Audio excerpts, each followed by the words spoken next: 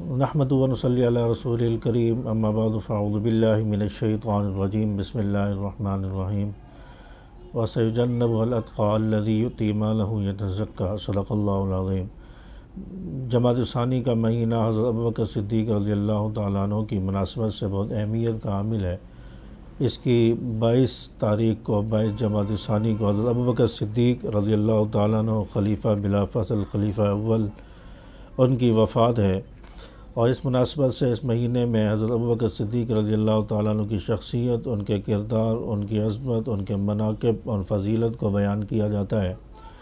تو حضرت ابوبکر صدیق رضی اللہ تعالیٰ عنہ کے بارے میں ہم اسلام کے بعد ان کی کیا فضیلت ہے، کیا مقام ہے، اس کے بارے میں تو ہمیں معلوم ہے،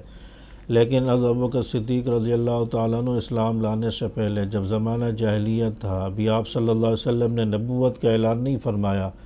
ابھی آپ صلی اللہ علیہ وسلم کو نبوت نہیں ملی، تو اس سے پہلے حضرت ابوبکر صدیق رضی اللہ تعالیٰ عنہ عرب کے ہاں قابل احترام معزز سمجھے جاتے تھے،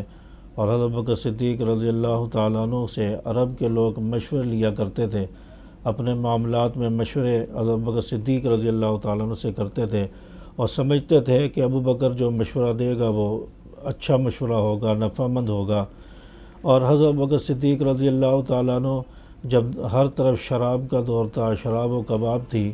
اس وقت بھی حضرت ابوبکر صدیق رضی اللہ تعالیٰ عنہ نے کبھی شراب نہیں پی، اور لوگ بتوں کو سجدہ کرتے تھے اور بتوں کی عبادت کرتے تھے، حضرت ابوبکر صدیق رضی اللہ تعالیٰ عنہ نے کبھی بت کو سجدہ نہیں کیا۔ رسول اللہ صلی اللہ علیہ وسلم کے اعلان نبوت کرنے کے سے پہلے بھی حضرت ابوبکر صدیق رضی اللہ تعالیٰ عنہ کی آپ صلی اللہ علیہ وسلم سے دوستی تھی، اور آپ کے ساتھ گہرا تعلق تھا، روزانہ آنا جانا تھا،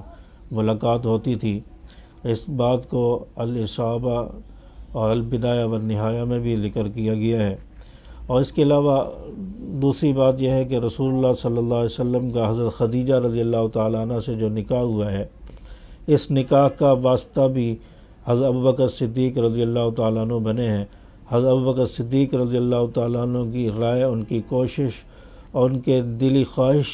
کی بنیاد پر جو حضرت خدیجہ رضی اللہ تعالیٰ عنہ سے آپ صلی اللہ علیہ وسلم کا نکاح حضرت ابوبکر صدیق رضی اللہ تعالیٰ عنہ نے کروایا، اور حضرت ابوبکر صدیق رضی اللہ تعالیٰ عنہ حضرت خدیجہ رضی اللہ تعالیٰ عنہ کو جانتے تھے، ان کے پاس تجارت کی غرض سے آنا جانا رہتا تھا، کیونکہ حضرت خدیجہ رضی اللہ تعالیٰ عنہ بھی مالدار تھیں، ان کا مال تجارت کے لیے ایک جگہ سے دوسری جگہ جاتا تھا، اور حضرت ابوبکر صدیق رضی اللہ تعالیٰ عنہ بھی عرب کے بہت بڑے تاجر تھے اور تجارت کرتے تھے، اس غرض سے حضرت خدیجہ رضی اللہ تعالیٰ عنہ کے پاس آنا جانا رہتا تھا۔ تو حضرت خدیجہ رضی اللہ تعالیٰ عنہ کو حضرت ابوبکر صدیق رضی اللہ تعالیٰ عنہ جانتے تھے، تو حضرت ابوبکر صدیق رضی اللہ تعالیٰ عنہ نے کوشش کر کے آپ صلی اللہ علیہ وسلم کی رضامندی سے حضرت خدیجہ رضی اللہ تعالیٰ عنہ کے ساتھ نکاح کیا۔ اس نکاح میں حضرت ابوبکر صدیق رضی اللہ تعالیٰ عنہ بھی موجود تھے، اور حضرت ابوبکر صدیق رضی اللہ تعالیٰ عنہ واسطہ بنے۔ امام ابن کثیر رحمۃ اللہ علیہ نے بھی البدایہ والنہایہ میں اس بات کو ذکر کیا ہے، اور شاہ ولی اللہ محدث دہلوی رحمۃ اللہ علیہ نے بھی ازالۃ الخفا میں اس بات کو نقل کیا ہے۔ اس کے بعد تیسری بات یہ ہے کہ حضرت عبداللہ ابن عمر رضی اللہ تعالیٰ عنہ فرماتے ہیں کہ عرب کے اندر 3 آدمی ایسے تھے کہ جن کے بارے میں، جن کے حسن اخلاق، جن کے شرم و حیا کے تذکرے اور عرب کے اندر تھے، اور یہ شرم و حیا میں اعلیٰ مقام رکھتے تھے، اور جنہوں نے کبھی زمانہ جاہلیت کے اندر بھی جھوٹ نہیں بولا، اور نہ کسی نے ان کے بارے میں کوئی جھوٹی بات کہی اور ان کی طرف منسوب کی۔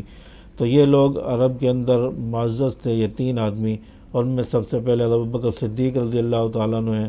اور دوسرے نمبر پر حضرت ابو عبیدہ بن جراح رضی اللہ تعالیٰ عنہ ہیں، جو عشرہ مبشرہ صحابہ میں بھی شامل ہیں، اور تیسرے حضرت عثمان غنی رضی اللہ تعالیٰ عنہ ہیں۔ یہ شرم و حیا میں اعلیٰ مقام رکھتے تھے، شرم و حیا کے پیکر تھے، حسن اخلاق اور پاک دامنی کے پیکر تھے، اور زمانہ جاہلیت میں کبھی جھوٹ نہیں بولا، اور کبھی جھوٹی بات لوگوں نے ان کی طرف منسوب نہیں کی۔ تو اس طرح ان حضرات کا مقام و مرتبہ بہت اونچا ہے، اور حضرت ابوبکر صدیق رضی اللہ تعالیٰ عنہ اسلام لانے کے بعد تو مقبول ہیں ہی، فضیلت حاصل ہے ہی، اور افضل البشر ہیں نبیوں کے بعد، انبیاء کے بعد، لیکن زمانہ جاہلیت میں بھی اسلام لانے سے پہلے بھی آپ قابل احترام، معزز اور اچھے سمجھے جاتے تھے۔ تقوی، پرہیزگاری، سچائی آپ کا زیور تھا۔ تو اللہ تعالیٰ سے دعا ہے کہ اللہ تعالیٰ ان حضرات کی سچائی میں سے کچھ زکوٰۃ ہمیں بھی عطا فرما دے۔ وآخر دعوانا الحمدللہ رب العالمین۔